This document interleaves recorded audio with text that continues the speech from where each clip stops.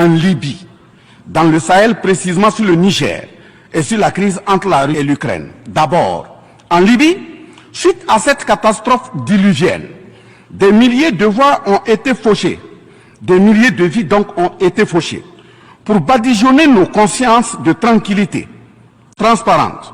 Chaque nation se précipite pour présenter sa compassion, sa solidarité. C'est certes pour donner l'impression que nous vivons en société et que nous défendons des valeurs. L'honnêteté intellectuelle le recommande et l'histoire des consciences nous reflète que nous devons présenter nos sincères excuses au peuple libyen pour avoir été, collectivement et individuellement, par passivité condamnable ou par complicité active et inacceptable, aux côtés des bourreaux qui ont été la première catastrophe anthropique en Libye. C'est cette catastrophe qui a mis la Libye à genoux en la saccageant et tuant son guide avant que les eaux de déluge ne viennent l'endeuiller davantage. Et malheureusement, à la tête de cette catastrophe humaine était l'ONU sous la résolution 1970. Et le silence coupable voit la complicité de la CEDEAO et de l'Union africaine. Cette macabre intervention, avec la France de Nicolas Sarkozy en tête, a liquidé le guide libyen, le colonel Mouammar Kadhafi, le 20 octobre 2011. Si les condoléances au peuple libyen avaient un minimum de bon sens et sans hypocrisie, cette diplomatie macabre n'aurait jamais lieu autour du cas du Niger pour y créer une Libye bis. Ensuite, pour preuve que les relations internationales sont teintées d'une haute hypocrisie diplomatique, dénudées de conscience, de morale, de dignité, d'intégrité, de justice, donc de paix, ce sont encore les mêmes gesticulations dans un aliment scandaleusement mortifère qui s'agitent comme des fauves autour de leur proie blessée pour la dévorer. Aujourd'hui, nous avons fait le constat malheureux que contrairement au discours de profession de bonne foi prononcé à cette tribune de l'ONU, invitant au respect de la charte de l'ONU et du droit international, les dirigeants représentant le peuple frère du Niger ont été pratiquement interdits d'accès au siège des Nations Unies. Le Burkina Faso condamne fermement cette manœuvre sordide qui relève de pratiques moyenâgeuses. Cela ne peut évidemment se faire que par des esprits en perte de valeurs essentielles pour toute vie harmonieuse en société. De ce fait, nous renchérissons pour dire que l'ONU ne doit en aucun cas être un instrument dans les mains d'un quelconque pays.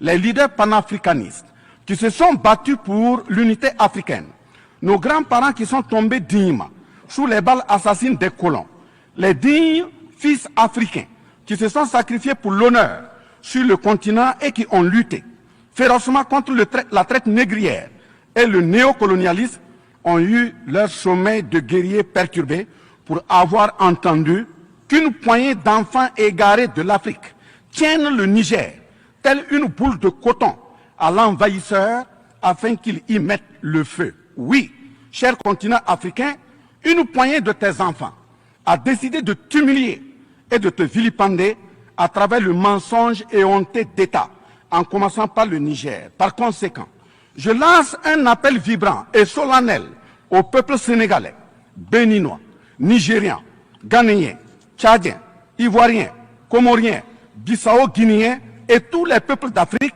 à se mobiliser davantage dans la fraternité et la solidarité africaine afin d'éviter que les impérialistes mettent le feu au Niger, comme le cas de la Libye.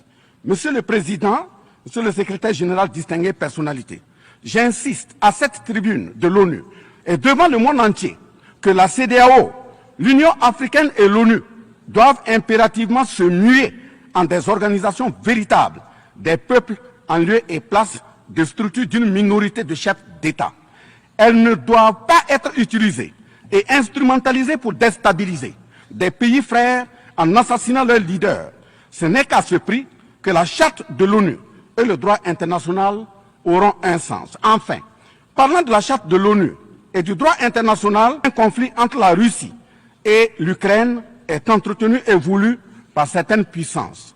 Ainsi, plusieurs pays occidentaux, notamment les États-Unis et l'Union européenne, y ont déversé toute sorte de soutien, notamment militaire, les populations civiles ukrainiennes engagées comme volontaires, dont certains pilotes même des chars, sont félicités et traités de patriotes. Le Mali, le Niger et le Burkina Faso font face à une guerre qui leur a été imposée par l'impérialisme sous le couvert de terroristes de toute acabit, sémant terreur et désolation. Malgré l'existence de cette même charte des Nations Unies, avec ses principes d'égalité, de justice d'une part, et d'autre part, le même droit international invoqué, à cette tribune de l'ONU, il y a nettement un fossé abyssal dans le traitement des questions. En effet, prenant le cas du Burkina Faso, les populations civiles, face aux incursions barbares et meurtrières des terroristes, ont décidé de s'engager aux côtés des forces de défense et de sécurité. Ces populations ainsi engagées, formées et encadrées par les FDS, sont appelées des volontaires pour la défense de la patrie. Ainsi, au Burkina Faso, nous avons 58 000 VDP, dont 42 000 VDP communaux et 16 000 VDP nationaux qui combattent sur tous les fronts aux côtés des forces de défense et de sécurité, formées, encadrées, orientées par elles. Celles-ci n'agissent que sur instruction et surveillance des FDS et conformément à des textes réglementaires en vue de protéger leur vie et leurs biens. Ce sont ces patriotes que certains chefs d'État de la CEDEAO et de l'Union africaine, sur instrumentalisation de puissances impérialistes capitalistes, tentent de faire croire à la communauté internationale que ce sont des milices. C'est cela le mensonge éhonté d'État. Monsieur le Président, si la communauté internationale était honnête et sincère dans son engagement contre le terrorisme, il ne perdurera point, de sorte à ce que des populations civiles s'engagent et se forment pour assurer leur propre défense. Parlant d'un manque de franchise de cette communauté internationale, voici les exemples. Premièrement, lorsque le Mali, le Burkina Faso, le Niger et d'autres pays se sont organisés sur leurs frontières communes en mutualisant leurs forces pour faire face aux terroristes, la France est venue de nulle part imposer son instrument qu'est le G5 Sahel. Aujourd'hui, la CEDEAO, qui a subitement une force d'intervention pour rétablir des démocraties, a annoncé un apport de 2 milliards de dollars US. Mais à la création de cette G5 Sahel, jusqu'à nos jours, à sa vaporisation, cette CEDEAO n'a pu débourser que 25 millions d'euros, 5 millions de dollars US. Où est donc le sérieux dans la défense des vies humaines prônée par la Déclaration universelle des droits de l'homme et des peuples? Deuxièmement, le Burkina Faso subit des sanctions cyniques suite au coup d'État du 30 septembre 2022. Cette nébuleuse dite communauté internationale, sous l'impulsion de la France qui est passée par ses valets locaux en Afrique, a tenté d'abord de faire nommer un premier ministre au Burkina Faso en vain. Ensuite, ils sont passés à l'imposition de ministres dans des postes stratégiques au sein du gouvernement burkinabé en vain. Et enfin, ils ont négocié le maintien des relations afin que le capitaine Ibrahim Traoré mette en œuvre tout ce qu'ils décideront, condition sine qua non d'une durée à souhait au pouvoir.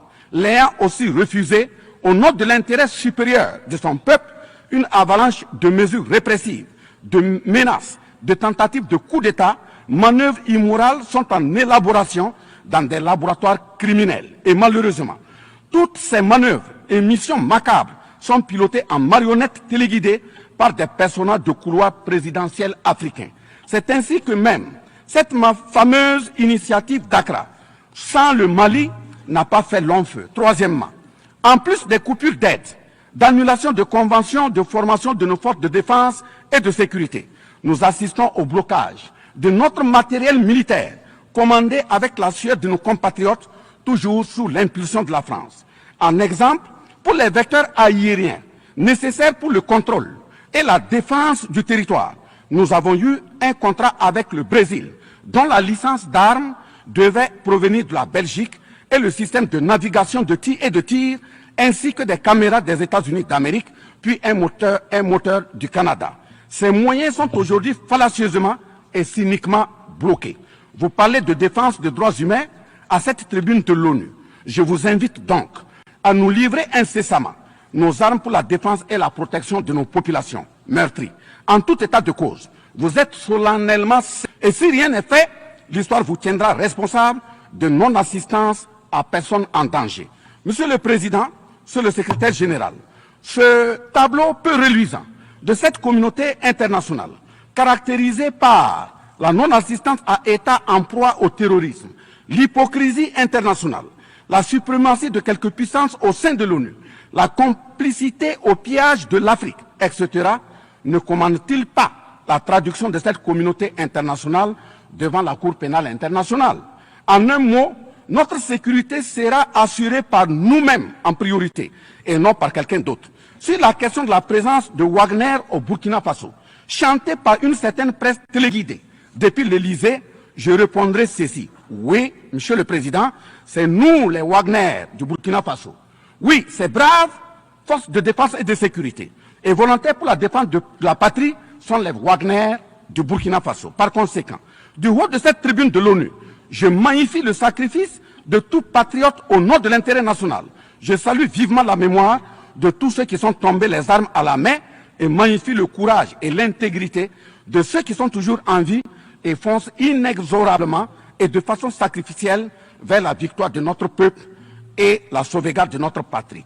Au lieu de nous aider à arrêter cette saignée humaine, ce sont des accusations fallacieuses, des mensonges éhontés d'État, englobés dans une diplomatie d'hypocrisie et des menaces voilées pour nous indiquer des partenaires à fréquenter et des conduites à tenir. Nous disons non. Au nom de la même charte des Nations Unies et du droit international que vous évoquez tous et toutes ici à cette tribune, les peuples africains en général et sahéliens en particulier sont résolument engagés à assumer absolument et pleinement leur émancipation totale pour un progrès social véritable. Ainsi, le Burkina Faso liera de façon souveraine ses partenariats avec qui il veut et achètera ses moyens de défense avec qui il veut. Qu'un pays s'appelle Russie, Iran, Turquie, Azerbaïdjan, Cuba, Nicaragua, Corée du Nord, le Burkina Faso y achètera et y vendra librement ses produits sans intermédiaire, encore moins une autorisation de qui que ce soit. Et cela advienne que pourra. Monsieur le Président, Monsieur le Secrétaire général, parlant toujours d'hypocrisie et de mensonges d'État, dans cette question de lutte contre le terrorisme, en général et dans le Sahel en particulier, voici d'autres faits que vous n'ignorez certainement pas et j'en suis certain. Primo, dans le Sahel, nous avons près d'une dizaine de milliers de soldats d'armées étrangères, composés en majorité de soldats français, mais également des soldats américains, allemands, italiens, etc., avec des armes, des matériels volants et de surveillance les plus sophistiqués au monde. Et malgré tout, personne ne voit des colonnes de centaines de terroristes se déplacer pour aller servir la désolation et la mort, souvent avec des armes inimaginables. Au Mali, au Niger et au Burkina Faso, il n'y a ni usine de fabrique d'armes, ni de munitions. Qui recrute donc ces terroristes? Qui les entraîne? Qui les dote en permanence? Qui les nourrit et avec quels moyens? Croyez-vous à cette philanthropie au nom de laquelle des Occidentaux vont envoyer leurs militaires au Sahel mourir pour des beaux yeux des Sahéliens? Si oui, qu'est-ce qui justifie les énervements et autres gesticulations puériles et diplomatiques dès qu'on dit à la France de déguerpir militairement?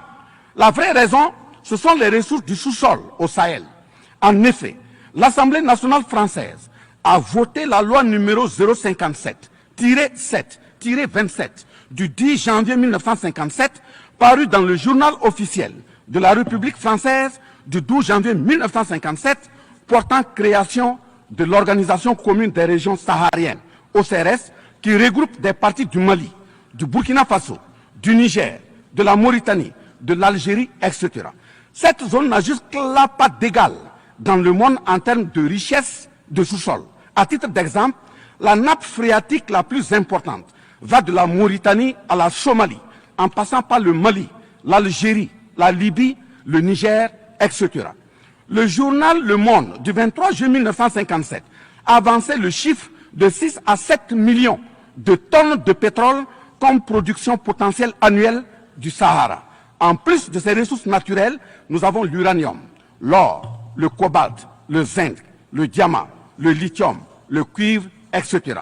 Si vous, les Occidentaux, vous aimez tant les Sahéliens pour y amener vos militaires, mourir au nom de la démocratie, de la liberté, des droits humains et de la paix, pourquoi tout le continent africain, qui compte 1,3 milliard d'habitants, dont le deuxième continent le plus peuplé, avec 30 415 873 km² et 54 États, n'a aucun siège permanent au sein du Conseil de sécurité avec un droit de veto. N'est-ce pas là, au-delà d'un crime d'État, un crime onusien?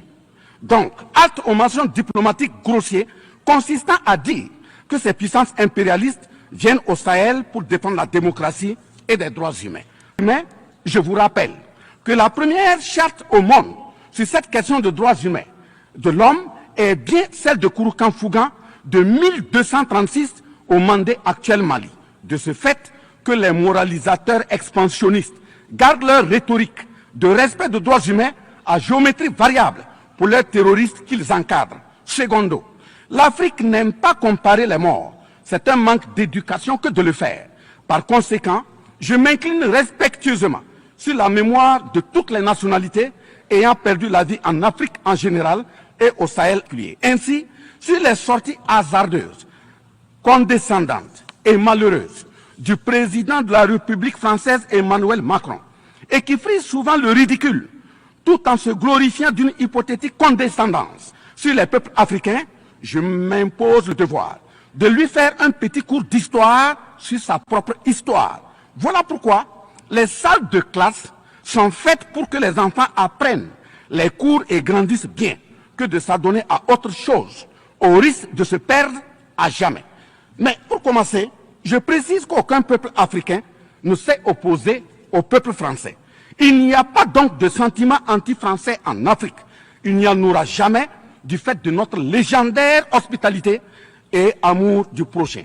Il y a que les peuples africains refusent la condescendance, l'arrogance, l'insolence, la suffisance, le paternalisme, le pillage de ses ressources et le crime organisé. En effet, pour votre mémoire, Monsieur Emmanuel Macron, d'abord, je rappelle l'appel à travers la BBC en Angleterre le 14 juin 1940, lancé par votre propre grand-père, le général de Gaulle, à l'endroit de l'Afrique pour venir sauver la France des griffes des nazis. Comme rappel, nous avons 17 000 Maliens morts pendant les 2 guerres mondiales, d'une dette de sang que la France semble avoir occultée.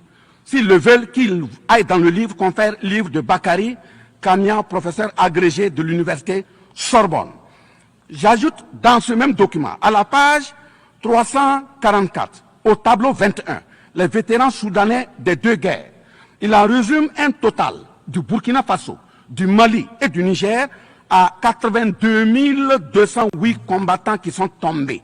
Et au niveau de l'Afrique occidentale française, il y a eu 154 519 combattants mobilisés, qu'ils se confèrent donc aux sources Henri Léger, rapport de fin de mission en AOF Dakar, le 13 juin 1950, archives du Sénégal, code 4 D 68, entre parenthèses 89, voire annexe 5.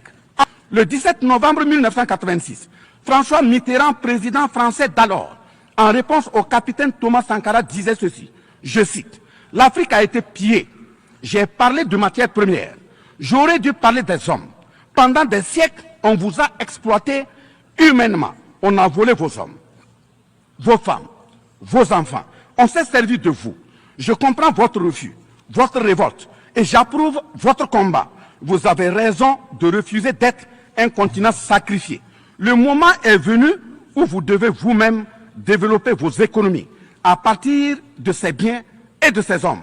Et le devoir de ces pays qui ont profité abusivement du travail africain, c'est de restituer à l'Afrique une part de ce qui a été pris au travers des siècles derniers. Fin de citation. Effectivement, l'Afrique a toujours été vachement pillée, mais elle reste riche en hommes, en valeur et en richesse minière. Pour preuve, parlant de ses ressources minières, l'Afrique, c'est 30% des ressources minérales mondiales, 40% des réserves d'or, 33% des réserves de diamants, 80% des réserves de coltan, 60% des réserves de cobalt, 55% des réserves en uranium, etc. C'est pour la défense ferme de cette Afrique que la jeunesse africaine est plus que jamais debout. Monsieur Macron, Avez-vous encore besoin d'un peu d'histoire pour vous remémorer? Enfin, bien avant cette sortie regrettable et donc malheureuse du président français Emmanuel Macron, il s'était attaqué, comme tant d'autres de ses compatriotes politiciens, à la maternité africaine et là aussi lui rappeler que l'Allemagne compte 80 millions d'habitants environ sur une superficie de 347 000 km² face au Congo qui a 95 millions d'habitants sur une superficie de 2 345 000 km².